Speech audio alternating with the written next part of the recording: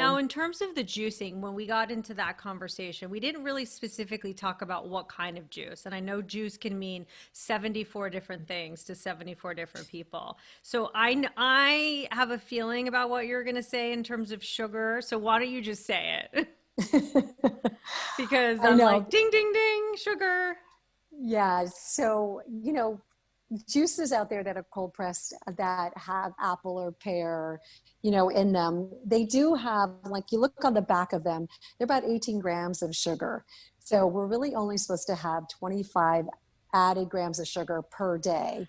So Wow. let's say you do you know, not a creation or I shouldn't name names, but you do a juice, a cold pressed juice, and then you do a protein bar. You're way over your 25 grams of You've added blown your sugar. wad in You've one blown your go. wad in one.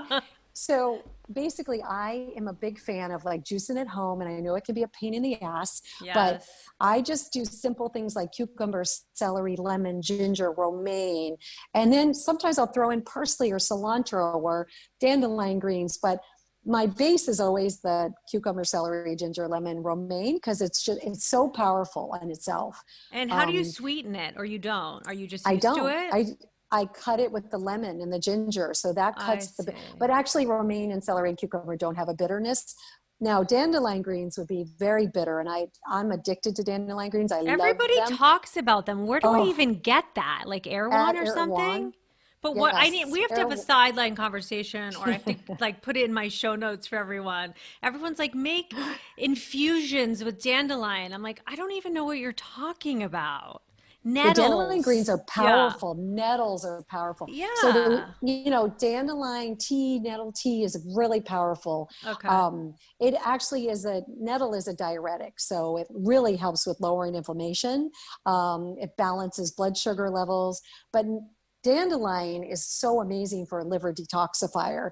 Also, it helps the liver push bile into the gut Mm. in order to digest. So bitter greens do that. So if you have arugula or dandelion or radicchio or kale, and let's say you have it before a meal, that will wake up your digestive enzymes and get the bile into your digestive system. It's really helpful when you're eating animal protein. But the Wow. biggest thing with dandelion is that it detoxifies the liver, and our liver is not healthy these days. We have a Yeah, our fatty livers liver. are totally overrun for sure. Totally.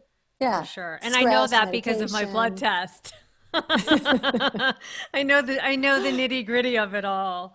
He's like, "What are Right. you eating?" I'm like, "Uh-oh, I'm not going to talk about the frosting that I stuck my spoon into, the trans Right. The fat pile." alcohol or Yes. right.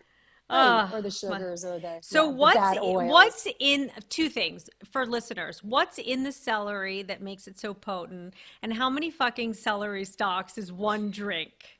Because like I wouldn't even be able to conceptualize how much celery you have to crunch in a machine to get a full drink. Yeah, that's true. I mean, the ultimate is 16 ounces of celery So juice on how an many empty stomach. stalks? Is that like two It's a bunches? whole, it's a, no, it's a whole, it's just one. It usually is Okay. one. It's one healthy one. Okay. Um, so there are 300 million people juicing celery juice right now around the world. I Can mean, it you is even the get medical celery medium. juice? Can you even I get it mean, because of the medical medium? I am shocked, but there is celery. There was a low stockage of celery, but now you can find celery It's like everywhere. I mean, COVID and toilet paper. right? Right. And It now we've done was. to celery. I mean, Okay. all my clients that I've been kind of messing around with it for 4 years since I met him, and my acid reflux GERD clients that go on celery, they go off their medicine in about a week or 2 weeks. My Wow. SIBO clients do better. My eczema, psoriasis clients do better. It's not for everybody Does it though. give you the It can re- it, shits? it can give you the shits. Yes, it Okay. absolutely can. Okay, It because can if give you someone can get the diarrhea. shits, yeah. Oh, God. But do Yeah, you get used to it? It's absolutely. because sometimes if I have a green juice, my stomach is like, I don't know. But I feel like if I do it for 3 or 4 days, then I'm not as sensitive to it. Do you build a tolerance for that kind of stuff? Absolutely. You can. I think that really what the reaction to could be when you don't feel good could be that you have pathogens in the gut and the intestinal lining, and Mm-hmm. it's trying to clear those out. So I definitely think it's, kind of disrupting them a bit. Mm-hmm. It's the same thing with legumes and beans. When people go on the cleanse and they're not used to that, a lot of people are like, oh, they give me gas, Yeah. right? But the more you eat them, the less they give you gas, the less they disrupt you. So they start to build their prebiotics for the gut, which help with probiotics. So they're so good for you. And it's sad to have people be like, I can't eat legumes and beans because they give me gas.